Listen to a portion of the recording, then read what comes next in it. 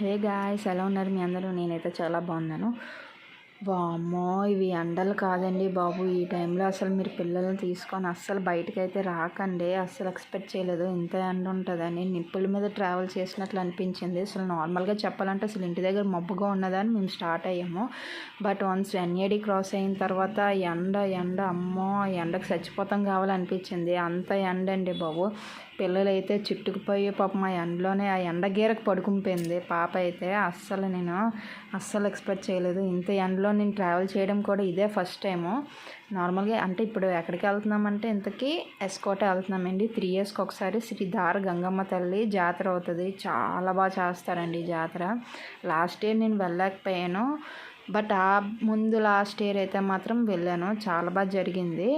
And ఇప్పుడు రేపైతే D జోడీ నుంచి డ్యాన్సెస్ కూడా వస్తున్నారు. అండ్ ఇదే ఆ గుడి. చాలా బాగా జరుగుతుందండి జాతర మాత్రం. ఘట్టాలేంటి ఇవేంటి ఎస్కోట్లో ఉన్న వాళ్ళకి చాలా బాగా తెలుస్తుంది. అండ్ మా ఇంటికి వెళ్ళే వేలోనే ఆ గుడి అనమాట, అందుకే మీకు చూపించాను. అండ్ ఫైనల్గా ఇంటికి అయితే రీచ్ అయిపోయామండి. మీకు నెక్స్ట్ వీడియోలో చూపిస్తాను జాతర అండ్ ఎవరు వచ్చారు అనేసి. ఫైనల్గా ఇంటికి అయితే వచ్చేసామండి. కనిపిస్తున్న సెకండ్ ఇల్లే మా ఇల్లు అనమాట. మేము జనరల్గా మంత్కి ఒకసారి వస్తూ ఉంటాం.